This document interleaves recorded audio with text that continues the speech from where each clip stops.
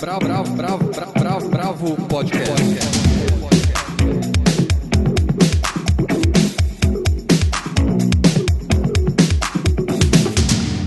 Olá, bem-vindos ao Bravo Podcast. Hoje é mais um Indica e eu tô aqui com o Andrei Reina e o Almir de Freitas. Eu sou Guilherme Werneck. A gente vai falar do Eles e Elas do Damian Runyon, uma reunião de contos.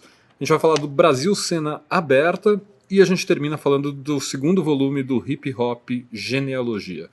Então vamos começar com Eles e Elas do Damian Runyon. O que você tem a dizer pra gente, Almir? Eu acho que o aspecto mais interessante a destacar do Eles e Elas do Damian Runyon, tem uma série de coisas, mas acho que tem um componente de ineditismo aí que é bem interessante.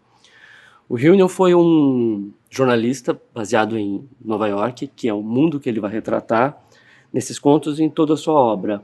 Uma obra que é bastante vasta, se a gente for ver, mas praticamente inédita no Brasil, praticamente inédita em português. Ele tinha alguns lançamentos em Portugal, e esse, até onde eu sei, é o primeiro lançamento de um livro dele no Brasil. O Runyon foi um jornalista, ele cobria basicamente beisebol e boxe em Nova York, dos anos 20 principalmente, e ele acabou se tornando, por circunstâncias, contingências, um dos grandes cronistas da malandragem de Nova York nos anos 20 e nos anos 30. Lembrando que essa é a época da lei seca, nos anos 20, e da depressão nos anos 30. O livro Eles e Elas, o Contos da Broadway, é uma coletânea com 10 contos ambientados exatamente na Broadway, acima da 40, entre 40 e 50 para cima. Esse universo de malandragem tem os personagens típicos. São malandros, gangsters, coristas, contrabandistas, jogadores, apostadores de corridas de cavalos, gente que frequentava os bares e nightclubs da região, e outros lugares também menos recomendáveis. O legal é que são contos, nessa reunião de 10 contos, o tom dos contos são, em geral, com acento bastante cômico. E você vê ali a primeira qualidade que salta aos olhos do Damian Runyon, que é a recriação do linguajar desses malandros dessa época. Já se comparou ele, pensando aqui num paralelo com o Brasil, com o João do Rio, que também tinha essa habilidade de ir para o submundo e retratar esses ambientes, tentando buscar a linguagem dessas pessoas. Nesse universo de malandragem tem outras semelhanças, né? São os nomes das pessoas. Ele investe muito nos nomes cômicos das pessoas. Então tem o David Dudge, o cara, tem o Fitzsamuels, que é um cara com pés grandes e engraçados, tem o The Brain, que é um agiota inteligente, tem o Earthquake, o terremoto, que é um sujeito fortão, como vocês devem imaginar. Tudo isso ao longo dos contos, né? E aí tem um processo de criação desse universo que é interessante. O Runyon era jornalista, como eu disse, e ele costumava frequentar esses lugares, obviamente. Ele frequentava o Deli Lindes, que nos contos vira Mindes. A correspondência não é segredo para todo mundo, inclusive trabalhava com essa familiaridade, né, em Nova York, todo mundo conhecia esses lugares. E ele dizia que ele gostava de se sentar nesses lugares e ficar ouvindo o que as pessoas falavam. Ele era observador, mas também era um participante. E isso vai impactar muito na maneira como ele escreve os contos. Por exemplo, ele criou toda uma linguagem, essa linguagem da malandragem, ele expunha sempre na primeira pessoa do indicativo. Ele era obsessivo. Não tem um verbo no passado do cara. Ele está sempre presente, é sempre um narrador observador, que também é participante. E tem um duplo sucesso daí, né? Porque ele consegue, com isso, representar muito bem, até pra gente aqui que não conhecia o cara, que não conhecia, inclusive, esse ambiente de malandragem do Nova York dos anos 20, ele consegue criar essa atmosfera, e é uma atmosfera muito convincente que influenciou muita gente posterior. Se você for ver a obra do Runyon, você tem mais de 10 filmes de Hollywood baseados na obra dele. Você tem, e muita gente diz que foi ele, inclusive, que ajudou a construir o imaginário de Nova York, que foi não só nesses filmes adaptados diretamente, mas de diretores que retrataram Nova York desse período, do período posterior, como o de Allen. Bom, Eles e Elas é um livro da Carambaia, essa editora bastante bacana, é o segundo livro deles que eu falo aqui. E é um livro com acabamento especial, como todos da editora. Custa um pouquinho caro por conta disso, mas vale a pena. São quase 300 páginas que você lê rapidinho. Bravo. Maravilha, de Nova York pro palco. Vamos falar do Brasil Cena Aberta. Vamos ouvir um dos organizadores do festival, o Ricardo Muniz Fernandes. Brasil Cena Aberta surge da necessidade de criar um espaço de discutir modos de produção e modos de colaboração para podermos continuar produzindo cultura nesse país.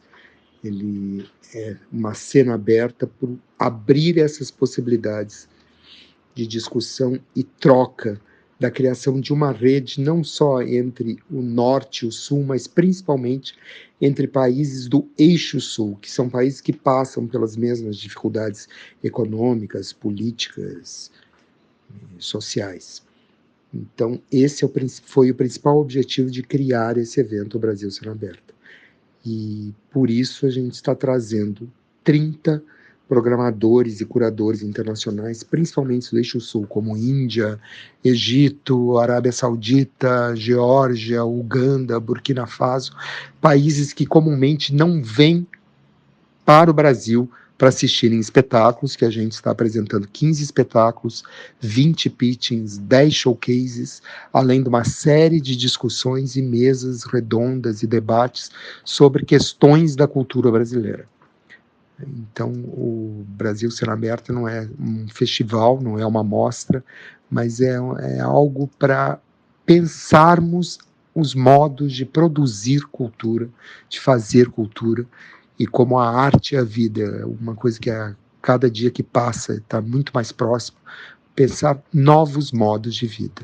Esse foi o Ricardo Muniz Fernandes falando do festival, e agora o Andrei vai contar para a gente em detalhes. É a primeira edição desse encontro, que é um pouco uma mistura de plataforma de negócios, festival de teatro e debates sobre a produção e circulação de peças. Ele acontece do dia 4 ao 9 de junho, vão ser em vários pontos aqui de São Paulo, principalmente unidades do Sesc, na Praça das Artes, no Teatro de Container. E ele foi idealizado pela Andréa Caruso Saturnino e é realizado pelo Ricardo, que a gente ouviu, e pelo João Carlos Couto. São poucos dias, mas é uma programação muito variada. Depois eu recomendo bastante que vocês entrem no site deles, que é o brasil-cenaberta.org. Ela está dividida em grupos de trabalho, painéis de debate, e oficinas e apresentações de peças.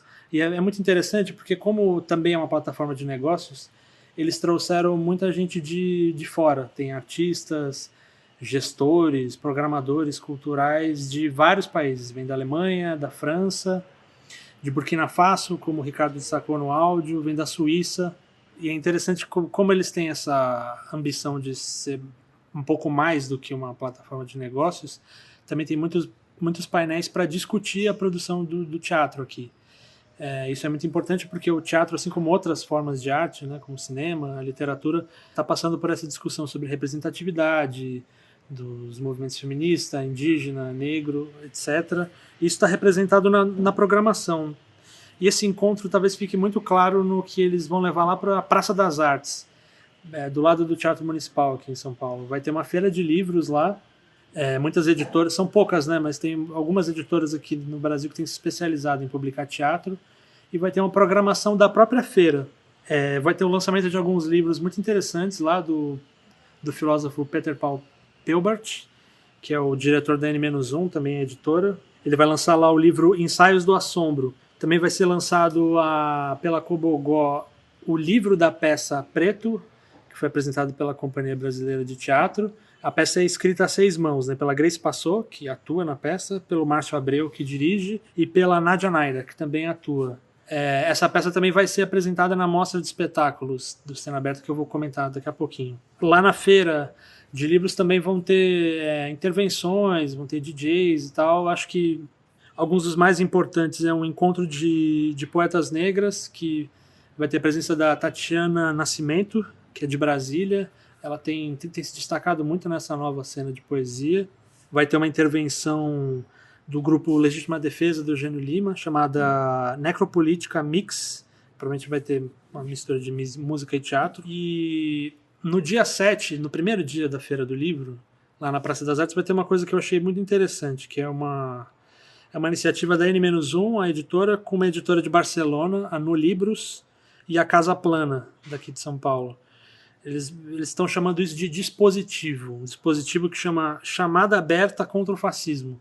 Eles querem organizar uma biblioteca móvel com livros, fanzines, fotos, todo tipo de material gráfico e editorial, que vai começar, vai se instalar ali na Praça das Artes e depois vai circular aqui por museus e instituições daqui do Brasil e pelo mundo.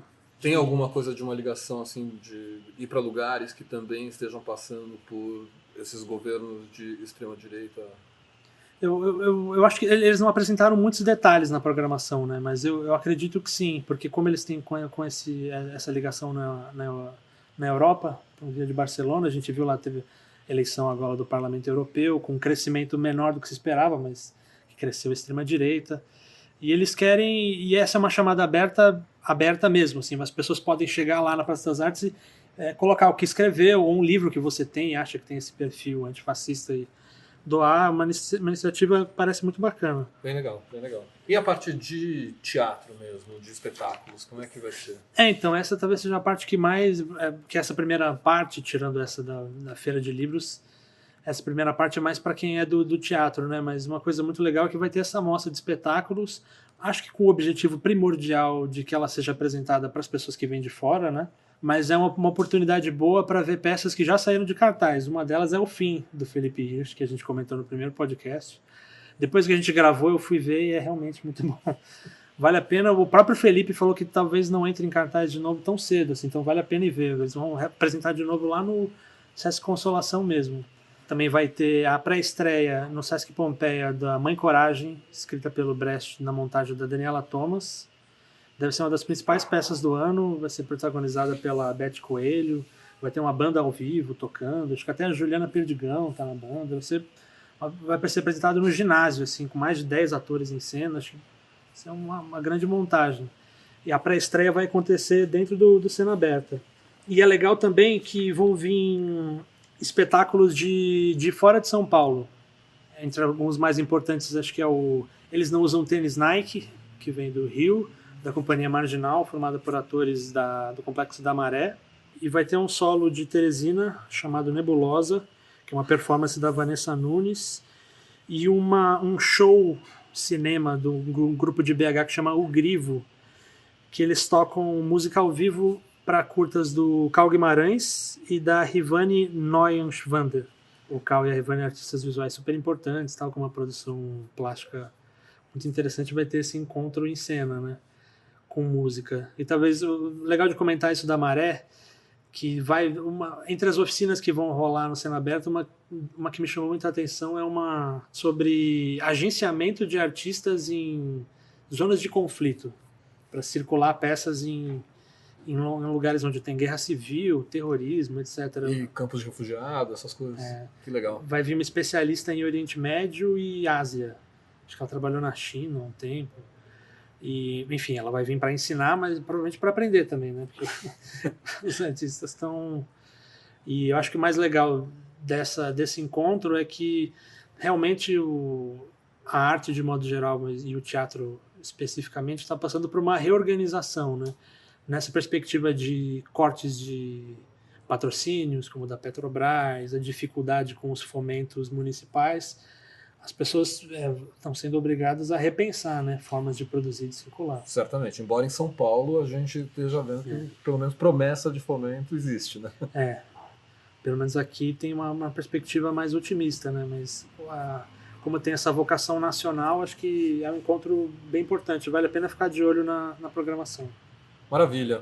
Party people, can you get funky? Suicide Force, can you get funky? The Zulu Nation, can you get funky?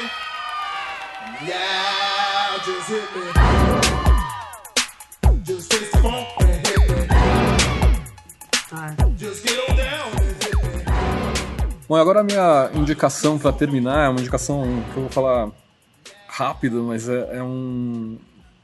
uma HQ incrível que acabou de ser lançada no Brasil. Na verdade, é o segundo volume de uma HQ incrível que tem que estar na biblioteca de qualquer pessoa que ame o hip hop, a Hip Hop Genealogia, do Ed Piskor, que foi lançada pela Veneta, o primeiro a primeira parte, né, o primeiro livro dessa genealogia do hip hop, ele engloba os anos 70 e 81, foi lançado há uns 2 anos, e agora sai em português o volume 2, que cobre ali o período de 81 a 83, obviamente em Nova York, né, uma coisa dos Five Boroughs, principalmente Bronx e Brooklyn, que é o berço do hip hop e tal. E ele fala da cultura hip hop de maneira mais ampla, ele não fala só da música, mas fala também dos grafiteiros e dos b-boys que compõem a cena como um todo, assim.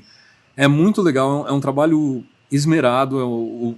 O Pinker é um jovem cartunista, ele nasceu nos anos 80, ou seja, ele está retratando uma época que ele não viveu, mas ele é um meticuloso colecionador de histórias, assim, de bastidores do hip hop, de histórias clássicas, de lugares, e também um pesquisador visual muito, muito sério.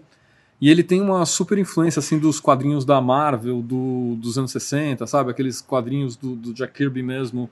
Principalmente ele diz que Pantera Negra foi uma super influência, porque obviamente foi o primeiro a retratar a pele negra de uma maneira mais realista e dando um peso para a cultura negra. E esse livro, obviamente, se tratar do começo do hip hop, está se tratando essencialmente de cultura negra norte-americana. É um livraço, assim, para quem gosta de música, para quem gosta de cultura hip hop. De certa maneira, ele faz um diálogo com aquela série da Netflix, Hip Hop Evolution. Tem 2 temporadas na Netflix, vale muito a pena ver. E, assim, mas o esmero das histórias e do traço e do que ele está retratando, assim, e justamente nessa época em que o hip hop era muito antes de ser esse estilo que hoje domina as paradas do pop, que é milionário, era totalmente raiz, assim, não existia hip hop Nutella nessa época, na verdade.